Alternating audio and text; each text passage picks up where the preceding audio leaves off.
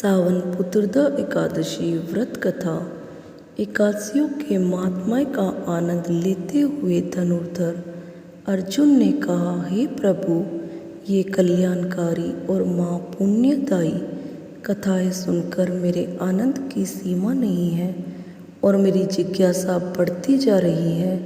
हे कमल नयन, अब आप मुझे श्रावण माह के शुक्ल पक्ष की एकादशी की कथा सुनाने की कृपा करें। इस एकादशी का क्या नाम है तथा इसके व्रत का क्या विधान है? इसमें किस देवता का पूजन किया जाता है और इसका व्रत करने से किस फल की प्राप्ति होती है? श्री कृष्ण ने कहा, हे धनुर्धर, श्रावण माह के शुक्ल पक्ष की एकादशी की कथा के श्रवण मास से ही अनंत यज्ञ का फल प्राप्त होता है। हे पार्थ, द्वापर युग के आरंभ में ही महिष्मती नाम की एक नगरी थी। उस नगरी में महाजित नाम का एक राजा राज्य करता था। वह पुत्रहीन था, इसलिए वह सदा दुखी रहता था। उसे वह राज्य, सुख और वैभव सभी कुछ बड़ा ही कष्टदायक प्रतीत होता था, क्योंकि पुत्र के बिना मनुष्य को इहलोक और परलोक दोनों में सुख नहीं मिलता है। राजा ने पुत्र प्राप्ति के बहुत उपाय किए, किंतु उसका हर उपाय निष्फल रहा। जैसे जैसे राजा महाजित वृद्धावस्था की ओर बढ़ता जा रहा था, वैसे वैसे उसकी चिंता भी बढ़ती जा रही थी। एक दिन राजा ने अपनी सभा को संबोधित करके कहा, ना तो मैंने अपने जीवन में कोई पाप किया है और ना ही अन्यायपूर्वक प्रजा से धन एकत्रित किया है, ना कहीं कभी प्रजा को कष्ट दिया है और ना कभी देवता और ब्राह्मणों का निरादर किया है। मैंने प्रजा का सदैव अपने पुत्र की तरह पालन किया है, कभी किसी से ईर्ष्या भाव नहीं किया, सभी को एक समान समझा है। मेरे राज्य में कानून भी ऐसे नहीं है जो प्रजा में अनावश्यक डर उत्पन्न करे। इस प्रकार धर्मयुक्त राज्य करने पर भी मैं इस समय अत्यंत कष्ट पा रहा हूँ। इसका क्या कारण है? मेरी समझ में कुछ नहीं आ रहा है। आप इस पर विचार करें कि इसका क्या कारण है और क्या इस जीवन में मैं इस कष्ट से मुक्त हो पाऊँगा। राजा के इस कष्ट के निवारण के लिए मंत्री आदि वन को गए, ताकि वहाँ जाकर किसी ऋषि मुनि को राजा का दुख बताकर कोई समाधान पा सके। वन में जाकर उन्होंने श्रेष्ठ मुनियों के दर्शन किए। उस वन में व्योवृद्ध और धर्म के ज्ञाता महर्षि लोमोस भी रहते थे। वे सभी जन महर्षि लोमोस के पास गए। उन सब ने महर्षि लोमोस के दंडवत प्रणाम किया और उनके सम्मुख बैठ गए। महर्षि के दर्शन से सभी को बड़ी प्रसन्नता हुई और सब ने महर्षि लोमस से प्रार्थना की कि हे देव, हमारे अहोभाग्य है कि हमें आपके दर्शनों का सौभाग्य प्राप्त हुआ। मंत्री की बात सुन लोमस ऋषि ने कहा, हे मंत्रीवन, आप लोगों की विनम्रता से मैं अति प्रसन्न हूँ। आप मुझसे अपने आने का प्रयोजन कहे।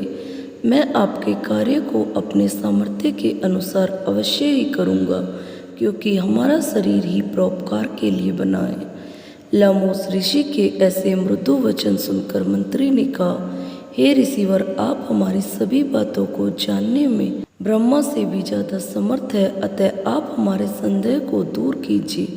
महिष्मती नामक नगरी के हमारे महाराजा महाजित बड़े ही धर्मात्मा व प्रजा वत्सल है। वह प्रजा का पुत्र की तरह धर्म अनुसार पालन करते हैं, किंतु फिर भी वे पुत्रहीन है। हे महामुनि, इससे वह अत्यंत दुखी रहते हैं। हम लोग उनकी प्रजा है, हम भी उनके दुख से दुखी हो रहे हैं, क्योंकि प्रजा का यह कर्तव्य है कि राजा के सुख में सुख माने और दुख में दुख माने। हम उनके पुत्रहीन होने का अभी तक कारण ज्ञात नहीं हुआ है, इसलिए हम आपके पास आए हैं। अब आपके दर्शन करके हमको पूर्ण विश्वास है कि हमारा दुख अवश्य ही दूर हो जाएगा, क्योंकि महान पुरुषों के दर्शन मात्र से ही प्रत्येक कार्य की सिद्धि हो जाती है। अतः आप हमें बताने की कृपा करें कि किस विधान से हमारे महाराज पुत्रवान हो सकते हैं। हे ऋषिवर, यह आपका हम पर व हमारे राज्य की प्रजा पर बड़ा ही उपकार होगा। ऐसी करुण प्रार्थना सुनकर लामोस ऋषि नेत्र बंद करके राजा के पूर्व जन्म पर विचार करने लगे। कुछ पलों बाद उन्होंने विचार करके कहा, हे भद्रजनों, यह राजा पिछले जन्म में अत्यंत उद्दंड था तथा बुरे कर्म किया करता था। उस जन्म में यह एक गांव से दूसरे गांव में घूमा करता था। एक बार ज्येष्ठ माह के शुक्ल पक्ष की एकादशी के दिन की बात है। यह 2 दिन से भूखा था। दोपहर के समय एक जलाशय पर जल पीने गया। उस स्थान पर उस समय एक गाय जल पी रही थी। राजा ने उसको प्यासी ही भगा दिया और स्वयं जल पीने लगा।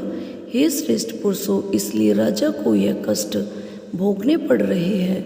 एकादशी के दिन भूखा रहने का फल यह हुआ कि इस जन्म में यह राजा है और प्यासी गाय को जलाशय से भगाने के कारण पुत्रहीन है।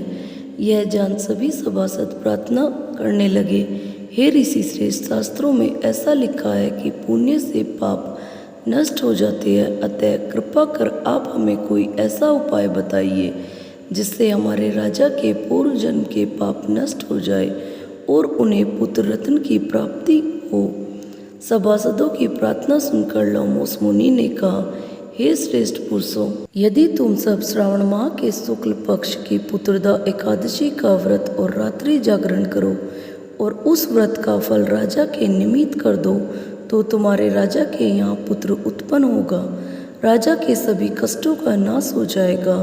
इस उपाय को जानकर मंत्री सहित सभी ने महर्षि को कोटि कोटि धन्यवाद दिया तथा उनका आशीर्वाद लेकर अपने राज्य में लौट आए।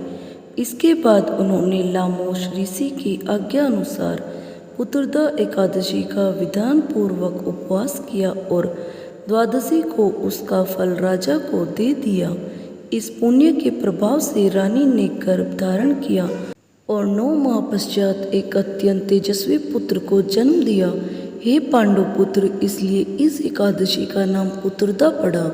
पुत्र की इच्छा रखने वाले मनुष्य को विधान पूर्वक श्रवण माह के शुक्ल पक्ष की एकादशी का व्रत करना चाहिए।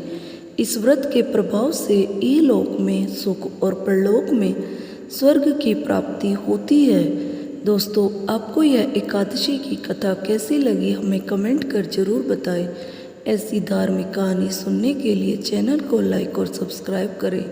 धन्यवाद। बोलो राधे राधे।